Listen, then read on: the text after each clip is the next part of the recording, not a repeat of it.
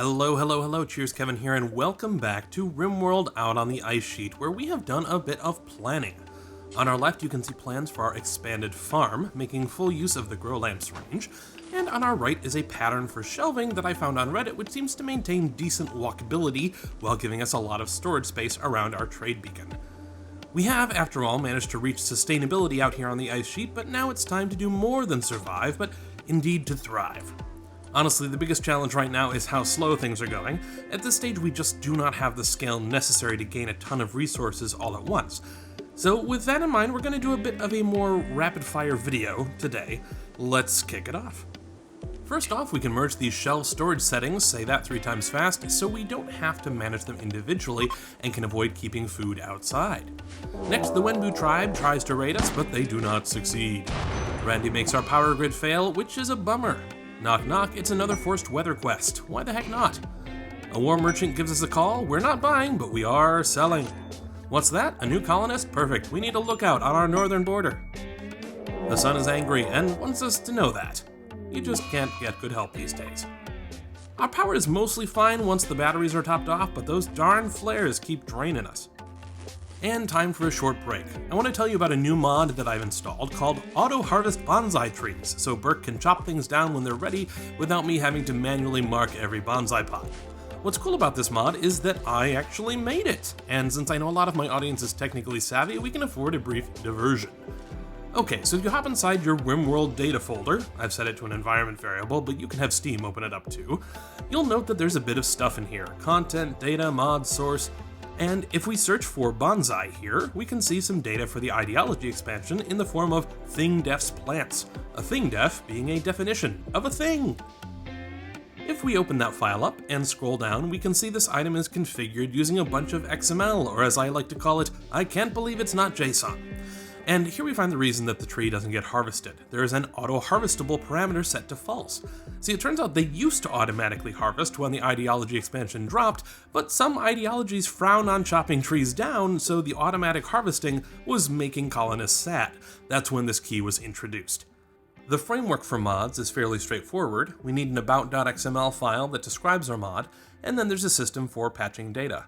Under patches/bonsaitreepatch.xml, a completely arbitrary file name by the way, we define a patch, which has a replace operation. We give it an XPath, which is effectively directions to that piece of data, go into defs, look for a thing def whose name is plant tree bonsai, go into plant and get auto-harvestable, then we tell it what we'd like to replace it with, auto-harvestable true.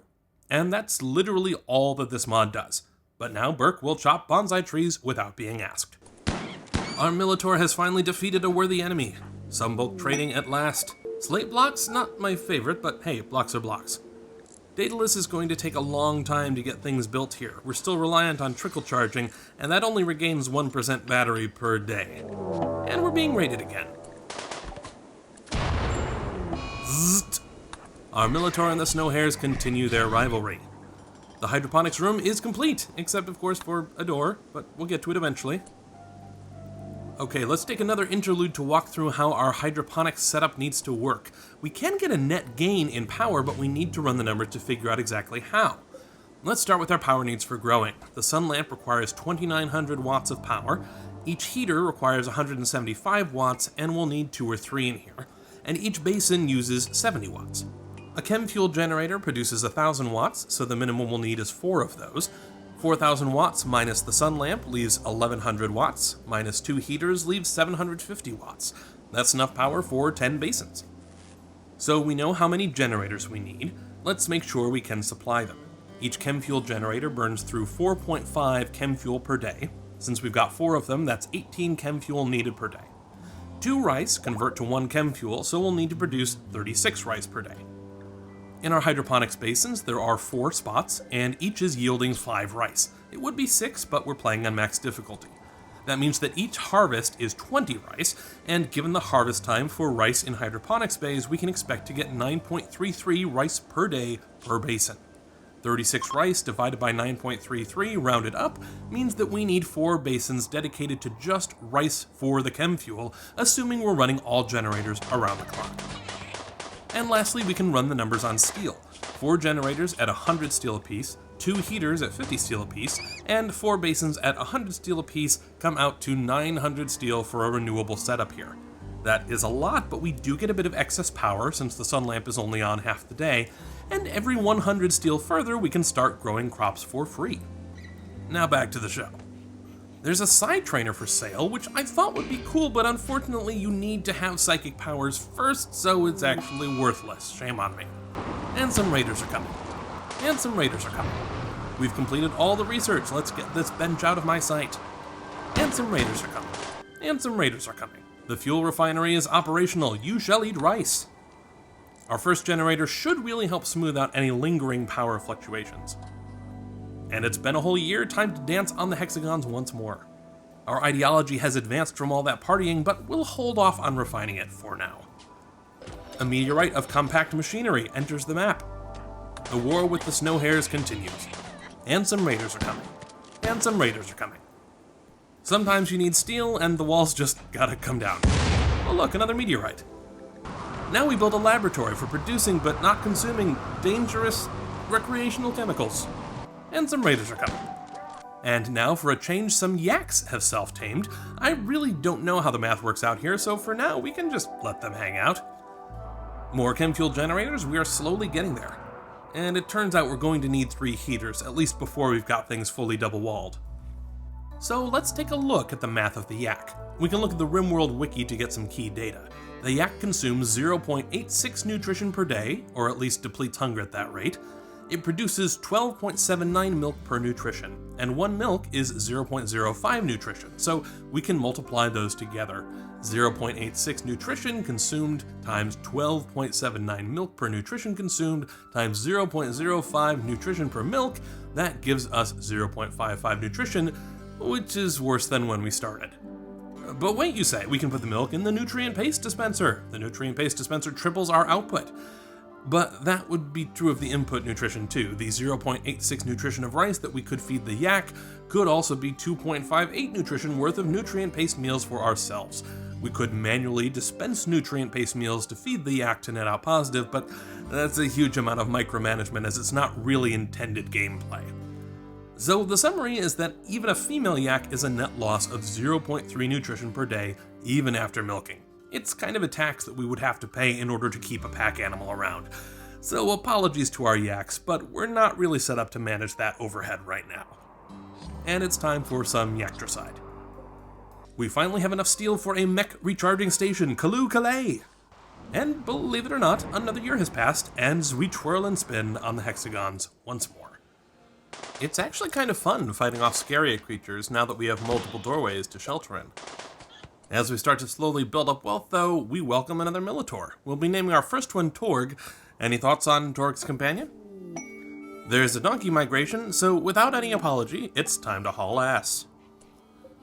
Given how we're not really much closer to walling ourselves in, I'd like to create a smaller courtyard that can at least provide us somewhere safe to fall back to.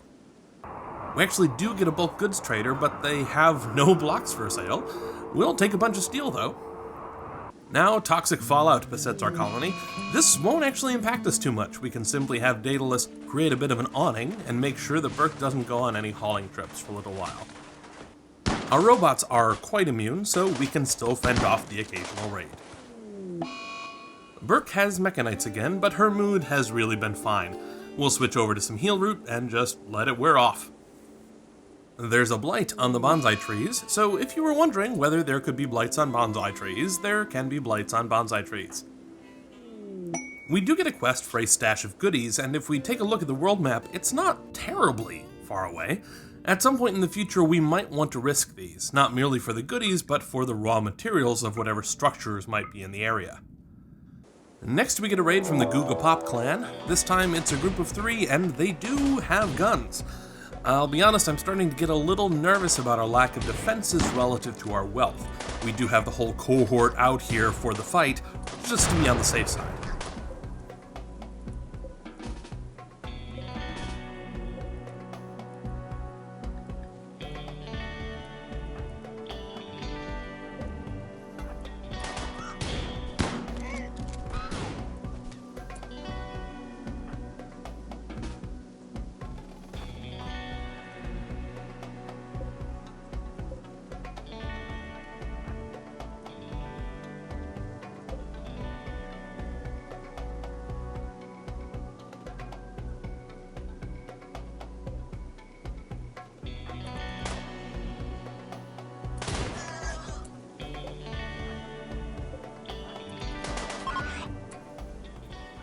Daedalus is just way better at dealing with rabid animals than the Minotaurs, if I'm being completely honest.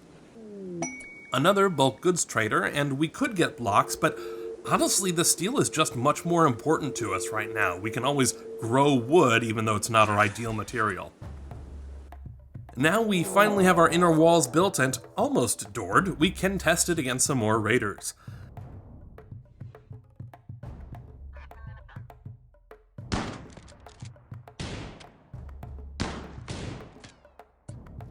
Annoyingly, the outer wall provides them some decent cover, so we'll still want to finish that off when we can.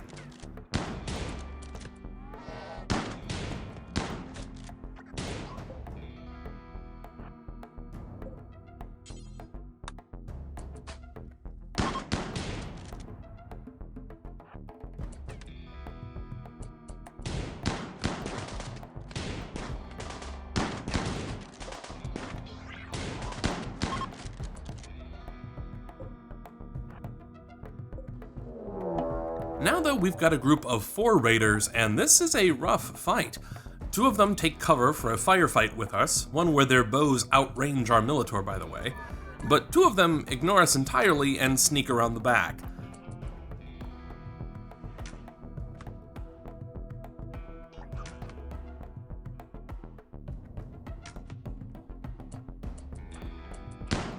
Thankfully, we can at least fire at one of them. If we can dispatch this one quickly, maybe the others will flee before we have to deal with them. And nope, they've set fire to the nutrient paste dispenser, and one is coming for the wind turbine. We'll peel off a Minotaur to deal with him.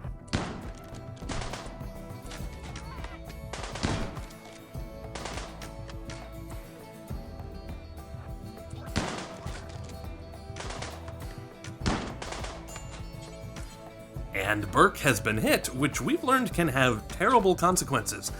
Thankfully, it's just a bruise, but let's have her back up all the same. In fact, let's send her over here to put out the fire.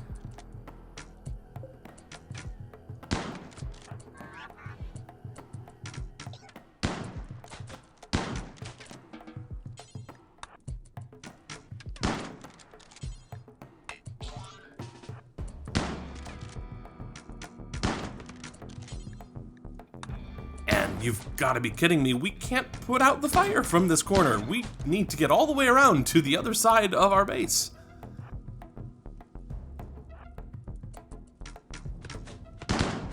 Our enemies are mostly doing fine. The weakest of them still has 13 hours of fight left. So, okay, we're gonna close the doors, draw them out from cover, and come on, Minotaur.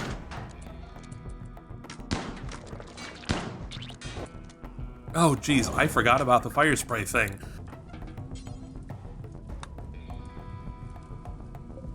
Thankfully the robots are immune, and they do put out adjacent fire. Burke, get over here and shoot while they're distracted. And nope, now you have no cover, get back in. We can't afford to lose you. And the fire up north is spreading, of course, and they're still attacking the wind turbine.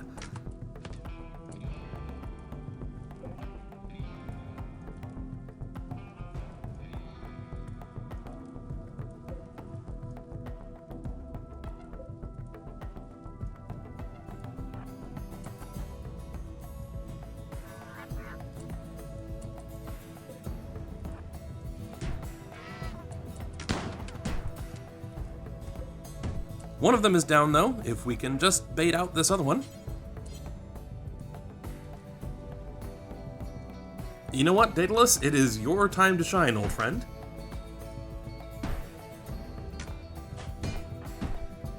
And Sisyphus too, just get out there and defend the turbines.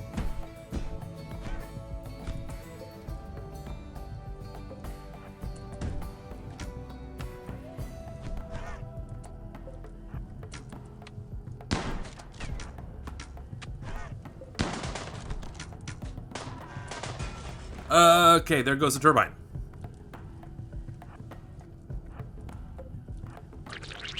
More fire.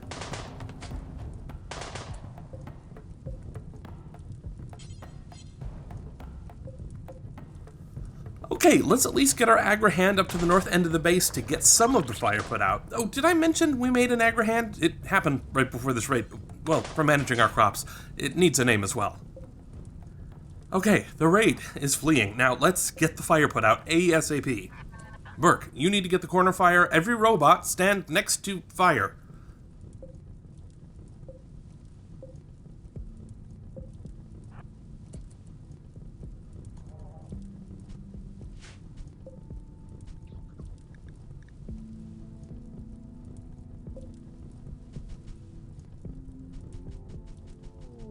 Okay, Arctic foxes are migrating. Great. Okay, why can't we get to this fire? Daedalus? Where is Daedalus?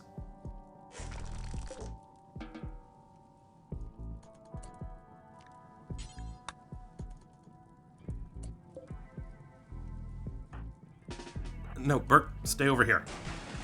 Gah, okay, well, no more recharging. Okay, take down the wall, and then Burke can put out the fire.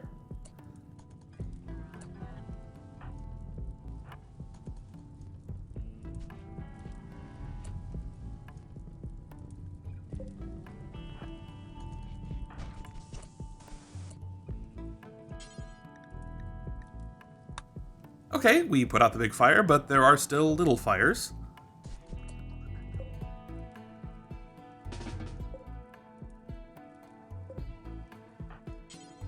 Okay, we need to take down this wall as well. And oh my gosh, we've saved the nutrient base dispenser with 9 hit points left out of 350. That is incredible. Alright, so it is going to take some cleanup effort here, but we can repair and we can rebuild. We will absolutely need to wall off our essentials, but I think this has been a whirlwind adventure and a good place for us to take a break. So thank you very much for watching. I'm looking forward to seeing your feedback, and I will see you in the next one. Cheers.